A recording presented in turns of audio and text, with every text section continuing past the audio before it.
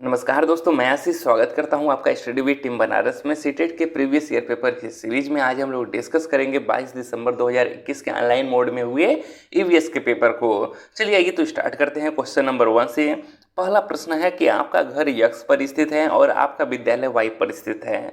तो ईवीएस में एक क्वेश्चन डायरेक्शन से फिक्स रहता है दोस्तों, इसे ध्यान से देखिएगा, आराम से आप लोग 1 नंबर यहाँ से बना लेंगे। प्रश्न कह रहा है कि आपका घर यक्स पर स्थित है और आपका विद्यालय वाई पर स्थित है। अपने विद्यालय पहुंचने के लिए आप पहले ठीक उत्तर दिशा में 3 किलोमीटर जाते हैं। अगर मान लीजिए आपका घर कहाँ है, यहाँ पर यक्स पर स्थित है, ठीक है। आपको उत्तर दिशा में जाना है तो थोड़ा सा आप पहले दिशा का ज्ञान कर लीजिए दोस्तों। तो यह क्या होता है, आपका उत्तर होता है ऊपर की तरफ, ठीक है। और यह क्या होता है, आपका पूरब होता है। उत्तर के जस्ट अपोजिट नीचे क्या होता है, दक्षिण होता है। पूरब के अपोजिट इधर क्या होता है, पश्चिम होता है, ठीक है। तो ऊपर क्या होता है, उत्तर। जब भी कहे ऊपर की ओर जा रहा है तो उत्तर की ओर जा रहा है तो कहाँ जाएंगे आप, हमेशा ऊपर की ओर। जब कहेगा कि नीचे की ओर जा रहा है तो कहाँ जाएंगे आप, दक्षिण में, ठीक है। जब कहेगा कि दाएं जाएगा तो कहाँ जाएंगे आप, पूरब में जाना है तो किधर जाएंगे, दाईं तरफ। और जब कहेगा आपको पश्चिम में जाना है तो आप किधर जाएंगे, बाईं तरफ, ठीक है। चलिए आइए क्वेश्चन हल करते हैं। कह रहे हैं आपका घर यक्स पर स्थित है और आपका विद्यालय वाई पर स्थित है। अपने विद्यालय पहुंचने के लिए आप पहले ठीक उत्तर दिशा में 3 किलोमीटर जाते हैं। तो उत्तर दिशा किधर होगा, ऊपर की तरफ होगा, कितना, 3 किलोमीटर। और फिर ठीक पूर्व दिशा में 4 किलोमीटर जाते हैं। आप उत्तर में कितना गए, 3 किलोमीटर। फिर पूर्व दिशा में, जब पूर्व दिशा में कहेंगे तो आप किधर जाएंगे, दाईं तरफ मुड़ेंगे, ठीक है दोस्तों। और कितना मुड़ेंगे, 4 किलोमीटर कर रहे हैं तो 4 किलोमीटर। वाई पर आपके विद्यालय के सापेक्ष आपके घर की न्यूनतम दूरी है। तो यहाँ पर यह कहाँ पर पहुँच गए आप, वाई पर पहुँच गए, ठीक है। अब पूछ रहा है कि वाई पर आपके विद्यालय के सापेक्ष यानी कि इसके सापेक्ष आपके घर की न्यूनतम दूरी और उसकी दिशा होगी। यहाँ से आपको बताना है आपके घर के बीच की ये दूरी कितनी होगी और आपका दिशा क्या होगा। तो अगर हम दिशा की बात करें दोस्तों तो यहाँ से देख लीजिए, यहाँ से इधर आएंगे तो यह क्या रहेगा, नीचे की तरफ दक्षिण रहेगा। और इधर ये क्या रहेगा, ये आपका पश्चिम रहेगा। यानी कि दक्षिण और पश्चिम के बीच में स्थित है आपका क्या, घर स्थित है। तो जो दिशा होगा वह क्या होगा, दक्षिण पश्चिम होगा। तो देखिए इसमें दक्षिण पश्चिम किस में है, तो केवल ऑप्शन नंबर 3 में ही दक्षिण पश्चिम है। आंसर तो हमें यहाँ से ही मिल गया है दोस्तों डायरेक्ट, चाहे तो यहाँ पर टिक कर सकते हैं, ठीक है। लेकिन फिर भी हम इसका दूरी निकाल लेते हैं। दूरी निकालने के लिए क्या करें, यहाँ पर देखिए कितना चला है, 3 किलोमीटर। और यहाँ पर देखिए 90 डिग्री का कोण बन गया है, ठीक है। और यहाँ पर कितना चला है, 4 किलोमीटर। तो यहाँ पर पाइथागोरस का प्रमेय लग जाएगा दोस्तों। पाइथागोरस का प्रमेय लगाएंगे तो क्या हो जाएगा, लंब का स्क्वायर और प्लस आधार का स्क्वायर, यानी कि 3 का स्क्वायर प्लस 4 का स्क्वायर कितना हो जाएगा आपका, ये 9 हो जाएगा। और यह हो जाएगा आपका 16, यानी कि करड़ी में 25, ठीक है। इसको बाहर निकालेंगे तो क्या हो जाएगा, 5 आ जाएगा, ठीक है दोस्तों। तो ये आपका 3 था, ये 4 था।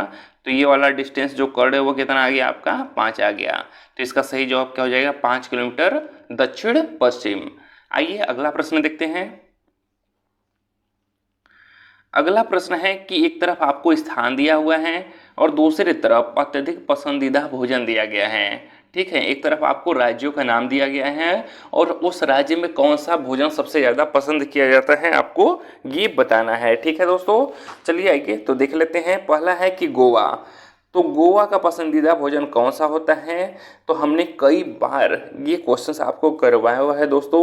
आप थोड़ा सा दिमाग पे जोर डालिए कि गोवा कहाँ स्थित है। तो यह अरब सागर के किनारे यानी कि समुद्र के किनारे स्थित राज्य है। तो यहाँ पर क्या होता है, नारियल के पेड़ अत्यधिक मात्रा में पाए जाते हैं, जिससे नारियल का तेल अत्यधिक मात्रा में निकाला जाता है। और समुद्र है किनारे तो समुद्र में मछली भी मिलेगा ही, ठीक है। तो गोवा के लोग क्या खाते हैं, नारियल के तेल में बनी समुद्र की मछली खाते हैं दोस्तों, ठीक है। तो इसका सही जवाब क्या हो जाएगा, पहले का चौथा हो जाएगा। फिर है कश्मीर। तो कश्मीर की जैसे ही बात करें तो आपको याद आना चाहिए कि कश्मीर में अत्यधिक ठंड पड़ती है।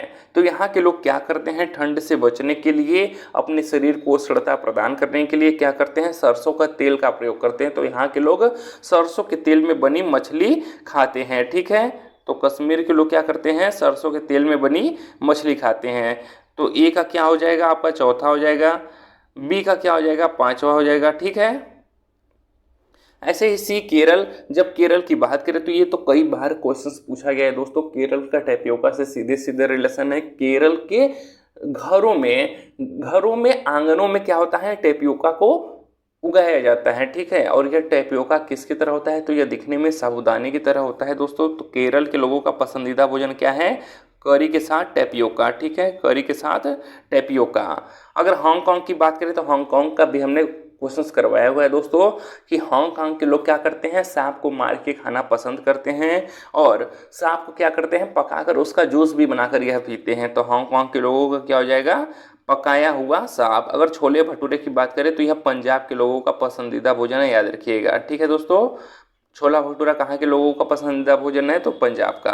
तो डी का कौन सा हो जाएगा, दूसरा। आइए देख लेते हैं ए का चौथा किस में है, पहले वाले में है, दूसरे में भी है, तीसरे में भी है। और बी का पांचवा किस में है, तो इन तीनों में ही बी का पांचवा नहीं है, तो यानी कि यह तीनों ही नहीं होगा, तो बचा आपका चौथा, ठीक है दोस्तों। देख लेते हैं, तो यानी कि इसका सही जवाब क्या हो जाएगा, ऑप्शन नंबर 4 हो जाएगा। आइए अगला प्रश्न देखते हैं। मिर्ची हमारे देश के प्रत्येक भाग में उपयोग होने वाला एक महत्वपूर्ण मसाला है। तो इसे याद रखिएगा कि मिर्ची आपका सब्जी के अंतर्गत नहीं बल्कि मसाले के अंतर्गत आता है दोस्तों, ठीक है। कभी कभी पूछ दिया जाता है कि मिर्ची क्या है, मसाला है, फल है, सब्जी है, तो मिर्ची क्या है, एक मसाला है। इस मसाले को व्यापारी हमारे देश में कहाँ से लाए थे, चीन से, दक्षिण अफ्रीका से, दक्षिणी अमेरिका से, या फिर अफगानिस्तान से। तो इसका जो सही जवाब होगा वह होगा दक्षिण अमेरिका। तो मिर्ची हमारे देश के प्रत्येक भाग में उपयोग होने वाला एक महत्वपूर्ण मसाला है और इस मसाले को व्यापारी हमारे देश में दक्षिण अमेरिका से लाए थे, ठीक है दोस्तों। कहाँ से, दक्षिण अमेरिका से। आइए अगला प्रश्न देखते हैं। गुजरात के निकटवर्ती राज्य है, यह भी प्रश्न देखिए बार बार रिपीट होता है दोस्तों, तो इसे आप लोग एक बार मैप जरूर से देख कर जाइएगा, ठीक है। चलिए आइए हम आपको मैप दिखाई देते हैं। ये देखिए दोस्तों इंडिया का मैप है। आइए इसको जूम करके गुजरात के पास चलते हैं। तो यहाँ पर देखिए आपका गुजरात है, ठीक है। गुजरात से कौन कौन सा राज्य सटा हुआ है दोस्तों, तो गुजरात से देखिए राजस्थान सटा हुआ है और जस्ट इसके पूर्व में इधर क्या है, भोपाल, यानी कि मध्य प्रदेश की राजधानी भोपाल, मध्य प्रदेश सटा हुआ है। और इसके नीचे कौन सा है, महाराष्ट्र, ठीक है। तो गुजरात से कौन कौन से राज्य निकटवर्ती है या फिर सटा हुआ है, तो वह है राजस्थान, इधर मध्य प्रदेश और इधर महाराष्ट्र। और गुजरात से इधर देखिए अरेबियन सी सटा हुआ है, अरब सागर भी सटा हुआ है, यानी कि यह कहाँ पर है, तो यह समुद्र के किनारे बसा हुआ एक राज्य है। आइए तो इसका सही जवाब हो जाएगा दोस्तों राजस्थान, महाराष्ट्र और मध्य प्रदेश। आइए अगला प्रश्न देखते हैं। उस पक्षी का नाम जिसकी आंखें मानव की तरह सामने की तरफ होती हैं वह कौन सी पक्षी है, चील, बाज, गिद्ध या फिर उल्लू। इसके पहले जब हमने 21 दिसंबर का पेपर करवाया हुआ था तो सेम प्रश्न वहां पर भी पूछा गया था दोस्तों, ठीक है। उल्लू से बार बार प्रश्न पूछे जाते हैं, तो उल्लू के बारे में आप लोग याद रखिएगा कि वह पक्षी कौन सी होती है जिसकी आंखें मानव की तरह क्या होती है, सामने की तरफ होती है, तो वह उल्लू होता है। एक प्रश्न और पूछा जाता है कि वह कौन सा पक्षी है जो अपनी गर्दन को पीछे तक घुमा लेता है, तो वह भी आपका उल्लू होता है। आइए अगला प्रश्न देखते हैं। तीन पक्षियों का वह समूह जिसका प्रत्येक सदस्य वस्तुओं को हमारी तुलना में 4 गुना अधिक दूरी से स्पष्ट देख सकता है। जो वस्तु हमें 2 मीटर की दूरी से दिखाई देती है उसे ही ये पक्षी 8 मीटर दूरी से देख लेते हैं, तो वह कौन सा है, वह कौन कौन सा होता है। बाज, कौवा, कबूतर, बाज, चिल, गिद्ध, कबूतर, तोता, चिल या फिर कौवा, चिल, बुलबुल। तो इसका सही जवाब होगा बाज, चिल और गिद्ध दोस्तों। बाज, चिल और गिद्ध 3 पक्षियों का वह समूह होता है जिसका प्रत्येक सदस्य वस्तुओं को हमारी तुलना में 4 गुना अधिक दूरी से स्पष्ट रूप से देख सकता है। यह भी बार बार रिपीट होने वाला प्रश्न है, तो दोस्तों इसे याद रखिएगा। आइए अगला प्रश्न देखते हैं। अगला प्रश्न है कि अंडमान के द्वीपों में सुनामी किस वर्ष में आई थी, 2001, 2002, 2004 या फिर 2012 में। तो अंडमान के द्वीपों में जो सुनामी है वह वर्ष 2004 में आई थी। भूकंप और ज्वालामुखी से महासागरीय धरातल में अचानक हलचल पैदा होती है और महासागरीय जल का अचानक विस्थापन होता है। इसी के परिणाम स्वरूप क्या होता है, ऊपर की तरफ ऊंची तरंगें पैदा होती है जिन्हें सुनामी कहते हैं दोस्तों, ठीक है। तो याद रखिएगा इसे। आइए अगला प्रश्न देखते हैं। सलाद के बारे में दिया गया है दोस्तों आपको, ठीक है। तो सलाद के विषय में नीचे दिए गए विषयों पर विचार कीजिए। तो सबसे पहले हम आपको बता देते हैं सलाद के बारे में कुछ जानकारी कि सलाद क्या होता है। तो यह भालू जैसा ही दिखता है दोस्तों, पर यह भालू नहीं होता है, ठीक है। और चलिए आइए देखते हैं कि पहला है कि सलाद लगभग 20 घंटे पेड़ से उल्टे सिर लटकाकर मस्ती से सोता है। तो जी नहीं, यह 20 घंटे नहीं बल्कि 17 घंटे क्या करता है, पेड़ से उल्टा सिर लटकाकर मस्ती से सोता है। दूसरा है कि सलाद जिस पेड़ पर रहता है उसी के पत्ते खाकर अपना पेट भरता है, इसे कहीं और जाने की आवश्यकता नहीं होती है। तो एकदम सही बात है दोस्तों।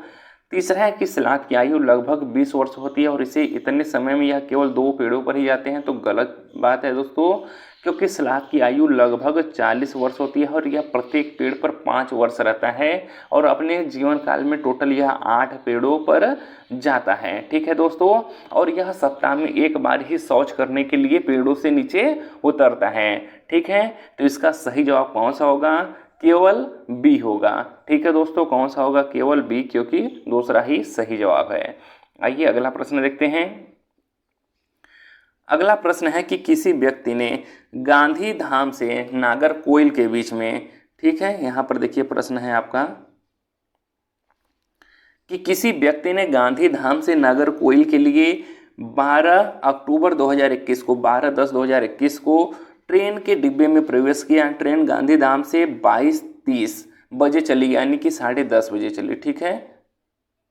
और 2 दिन के पश्चात अर्थात 14/10/2021 को 22:30 यानी कि फिर 10:30 बजे ही नागरकोइल पहुंच गई।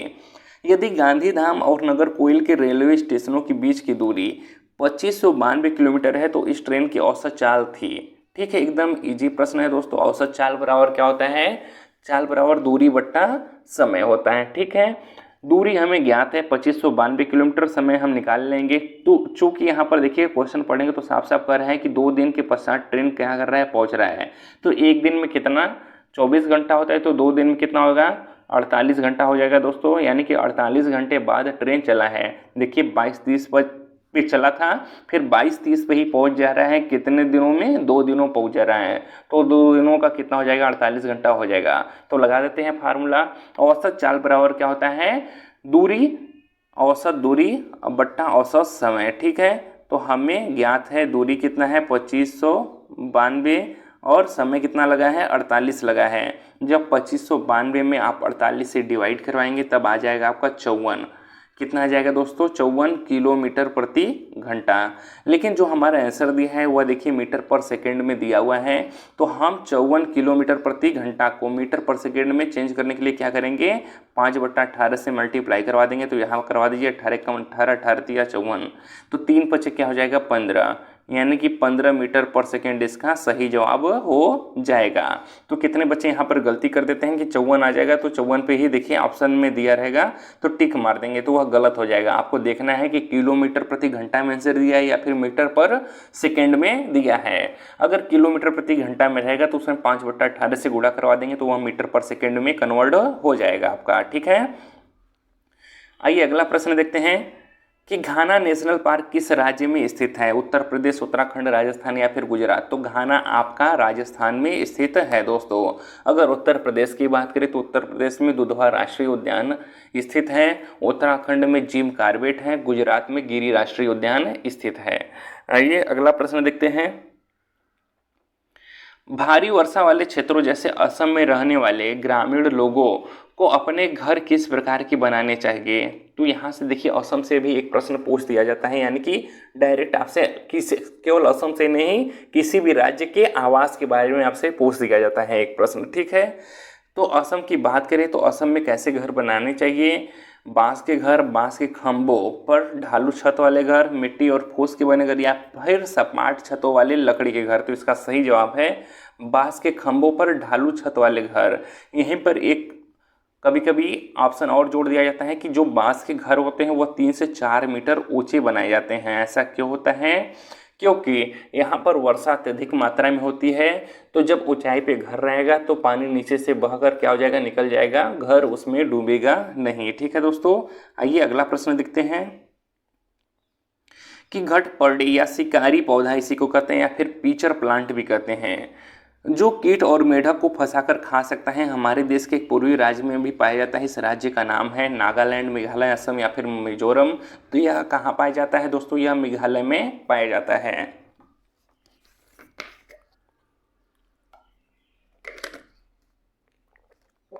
ठीक है दोस्तों, तो यह कहाँ पर पाया जाता है? यह मेघालय में पाया जाता है। इसकी एक विशेषता होती है कि एक विशेष प्रकार का स्मेल, खुशबू निकालती है, जिससे कीट, मेढक, चूहे इसकी तरफ आकर्षित होते हैं और इसके ऊपर आकर बैठते हैं। जैसे ही इसके ऊपर बैठते हैं तो यह क्या करता है? अपने पंखुड़ियों को बंद कर लेता है और उन्हें उसी में फंसाकर खा जाता है। ठीक है, आइए अगला प्रश्न देखते हैं कि 2 बच्चों की क्लिनिक विकृति रिपोर्ट नीचे दिए अनुसार थी। आरती की आयु 12 वर्ष है, वह स्त्री है और उसका हीमोग्लोबिन जो है वह 10.5 ग्राम पर डेसीलीटर है। और नमन का आयु 12 वर्ष है और वह पुरुष है और उसका हीमोग्लोबिन 8 ग्राम पर डेसीलीटर है।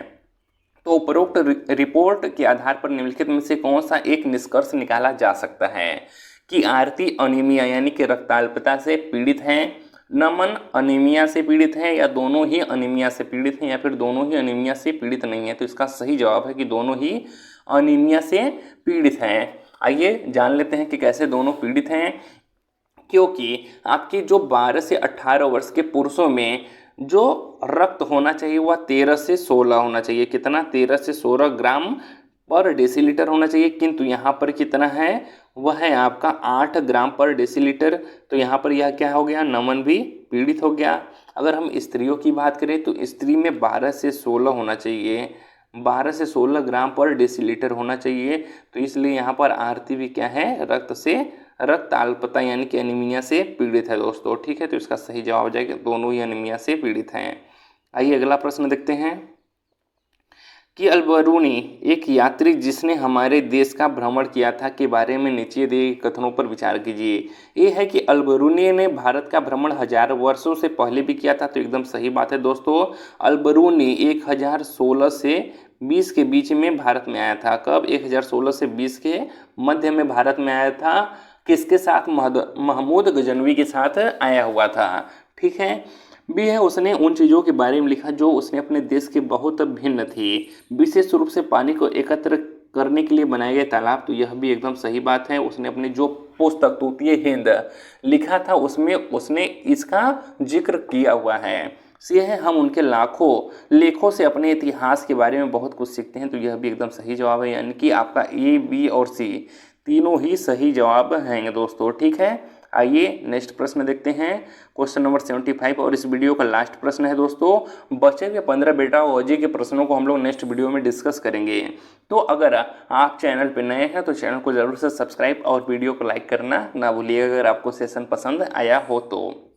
आइए लास्ट प्रश्न देखते हैं दोस्तों कि नीचे दिए गए व्यक्तियों में से सबसे पहले मच्छर के पेट में झांका और यह सिद्ध किया कि मच्छर मलेरिया फैलाते हैं, आगे चलकर उसे उसकी खोज के लिए नोबेल पुरस्कार से सम्मानित किया गया। तो वह कौन थे? Gregor Mendel, Rosalind Franklin, Ronald Ross या फिर बोमोंट। तो इसका सही जवाब है रोनाल्ड रॉस। ठीक है दोस्तों, रोनाल्ड रॉस ऐसे वैज्ञानिक हैं जो सबसे पहले मच्छर के पेट में झांका और उन्होंने यह सिद्ध किया कि मच्छर मलेरिया फैलाता है, और आगे चलकर इन्हें ही 1902 में क्या हुआ? नोबेल पुरस्कार से सम्मानित किया गया था। अगर वीडियो अच्छा लगा हो तो वीडियो को लाइक और चैनल को सब्सक्राइब करिएगा दोस्तों। मिलते हैं नेक्स्ट वीडियो में 15 पेडागॉजी के प्रश्नों के साथ।